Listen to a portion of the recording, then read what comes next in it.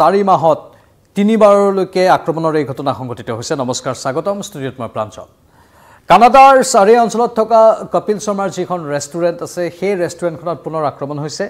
এবাৰ যি আক্ৰমণৰ ঘটনা সেই পূৰ্বৰ জেগাটোতে মানে পূৰ্বৰ যিটো স্থানত আক্ৰমণ সংঘটিত হৈছিল সেই একে স্থানতে আক্ৰমণ সংঘটিত হৈছে। ৰাস্তাৰ ফালে থকা যিখন ৰেষ্টুৰেণ্টৰ খিৰিকী সেই খিৰিকীক লক্ষ্য কৰিয়েই য'ত পূৰ্বৰ আক্ৰমণটো সংঘটিত হৈছিল সেই একে স্থানতেই আক্ৰমণ সংঘটিত কৰা হৈছে আৰু তাৰ পাছতে আকৌ সেই সমগ্ৰ অঞ্চলত কানাডাৰ চাৰি অঞ্চলত আতংকময় পৰিৱেশৰ সৃষ্টি হৈছে। আচৰিত ধৰণে ইয়াৰ পূৰ্বে যেতিয়া আক্ৰমণ সংঘটিত হৈছিল তাৰ পাছত নিৰাপত্তা বেষ্টনী বৃদ্ধি কৰি দিয়া হৈছিল সেই অঞ্চলটোত বা ৰেষ্টুৰেণ্টখনৰ আশে-পাশে ব্যাপক নিৰাপত্তা বেষ্টনী থকাৰ পাছতো এই আক্ৰমণৰ ঘটনা সংঘটিত কৰিব পাৰিলে দুৰ্বৃত্তই, তাক লৈ এতিয়া স্বাভাৱিকতে প্ৰশ্ন উঠিছে কেনেধৰণে এই আক্ৰমণটো সংঘটিত হ'ল।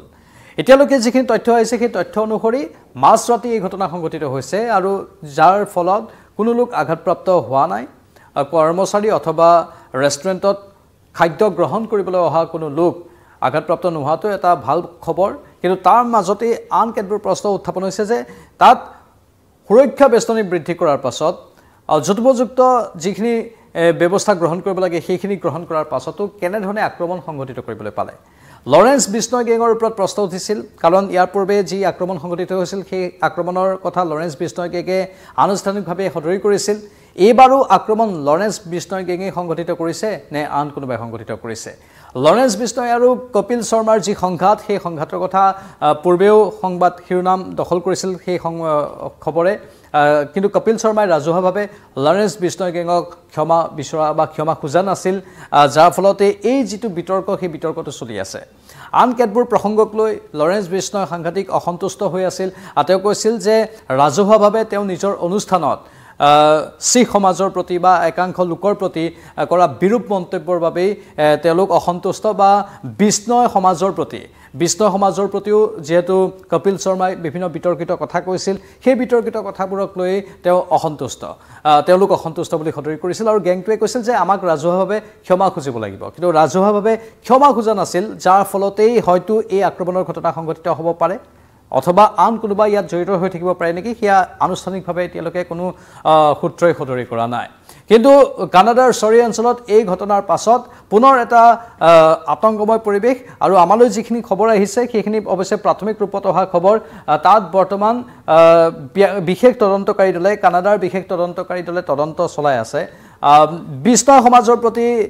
কিছু অশুভ মন্তব্য কৰা বুলি যিহেতু লৰেন্স বিষ্ণয় গেঙে অভিযোগ উত্থাপন কৰিছিল কপিল শৰ্মাৰ বিৰুদ্ধে, আৰু সেই অভিযোগৰ পাছতো কিন্তু কপিল শৰ্মাই আজিলৈকে আনুষ্ঠানিকভাৱে এই বিষয়টোৰ ক্ষেত্ৰত মাত পতা নাই। তাক লৈও যথেষ্ট তাৎপৰ্য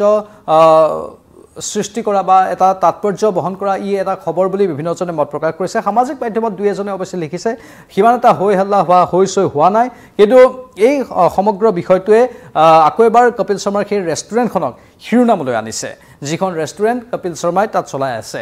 অৱশ্যে মুম্বাইত থকা তেওঁৰ বাসগৃহ আৰু মুম্বাই তেওঁৰ ষ্টুডিঅ'ৰ আশে-পাশে নিৰাপত্তা বেষ্টনী পূৰ্বতকৈ বৃদ্ধি কৰা হৈছে কানাডাত আক্ৰমণৰ ঘটনাৰ পাছতেই। ইয়াৰ পূৰ্বতে যেতিয়া আক্ৰমণ সংঘটিত হৈছিল, এবাৰ দুবাৰ নহয় 3বাৰকৈ যে আক্ৰমণ সংঘটিত হৈছে 4 মাহৰ ভিতৰতে, সেই আক্ৰমণৰ সময়তেই তেওঁ মুম্বাইত নিজৰ ষ্টুডিঅ'ত কপিল শৰ্মাৰ শ্ব'ৰ শ্বুটিং কৰিবলৈ যোৱাৰ সময়ত আজিকালি সেই কপিল শৰ্মা শ্ব'টো OTT প্লেটফৰ্মত যিহেতু আহে, সেই শ্ব' কৰিবলৈ যোৱাৰ সময়তো তেওঁৰ নিৰাপত্তা কিছু বঢ়াই দিয়া হৈছিল। আনকি তেওঁৰ শ্ব' চলি থকাৰ সময়ত শ্ব'ত যোৱা লোকসকলৰ বাবেও অধিক কটকটীয়া নিৰাপত্তা বেষ্টনীৰ মাজেৰে যোৱাৰ ব্যৱস্থা কৰি দিয়া হৈছিল, যাতে কোনো লোকে তেওঁৰ শ্ব'ত গৈ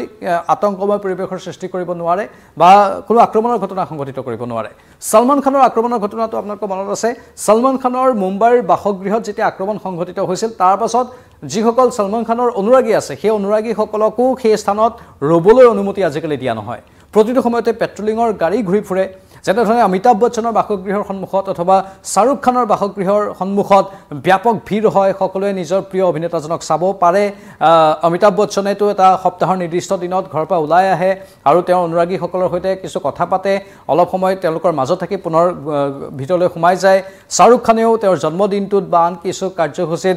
জনতাৰ সন্মুখলৈ আহে, তেওঁৰ অনুৰাগীসকল তেওঁৰ বাসগৃহত প্ৰতিটো সময়তে ভিৰ কৰি থাকে, কিন্তু সলমান খানৰ বাসগৃহৰ সন্মুখত সেই ভিৰ ভিৰটো আমি দেখিবলৈ নাপাওঁ আৰু সলমান খানকো লৰেন্স বিষ্ণয় গেঙে আক্ৰমণ সংঘটিত কৰিছিল মুম্বাইস্থিত যিটো বাসগৃহ আছে তাত কেইবাটাও গুলিৰ চিহ্ন পোৱা গৈছিল তাৰ পাছতেই সলমান খানে এতিয়া ৰাজহুৱাভাৱে বুলেট প্ৰুফ গ্লাছ অবিহনে মানুহৰ কাষলৈ নাযায় মানে সলমান খান বলিউডৰ ছুপাৰষ্টাৰ গৰাকীও আতংকত আছে আৰু এতিয়া কপিল শৰ্মাৰ কানাডাত থকা ৰেষ্টুৰেণ্টত আক্ৰমণ সংঘটিত হৈ আছে কিন্তু তেওঁৰ মুম্বাইৰ যিটো ফ্লেট আছে সেই ফ্লেটৰ চৌপাশে নিৰাপত্তা পূৰ্বতকৈ বৃদ্ধি কৰা হৈছিল ইয়াৰ পূৰ্বৰ আক্ৰমণবোৰত যেতিয়া কানাডাত আক্ৰমণ হৈছিল অৱশ্যে মুম্বাইত তেওঁৰ ওপৰত আক্ৰমণ হোৱা নাই বা তেওঁৰ ষ্টুডিঅ'ত নিৰাপত্তা বৃদ্ধি কৰি দিয়া হৈছে কিন্তু মুম্বাইত বা ভাৰতত কপিল শৰ্মাৰ ওপৰত আক্ৰমণ হোৱা নাই তেওঁৰ ৰেষ্টুৰেণ্ট কানাডাত থকা ৰেষ্টুৰেণ্টতহে অনুমান কৰা হৈছে এইবাৰৰ আক্ৰমণটো লৰেন্স বিষ্ণয় গেঙে সংঘটিত কৰিছে যি কি নহওক এইটো এটা খবৰ এই মুহূৰ্তত অহা খবৰ আমি আপোনালোকক দিলোঁ পৰৱৰ্তী সময়ত লক্ষণীয় হ'ব তদন্ত প্ৰক্ৰিয়া কেনেধৰণে আগবাঢ়ে বা কপিল শৰ্মাই এই ক্ষেত্ৰত কিবা বিবৃতি বা প্ৰতিক্ৰিয়া প্ৰকাশ কৰে নে নকৰে পৰৱৰ্তী সময়ত আকৌ আহিম লাইভত চাই থাকক নিউজ 18 অসম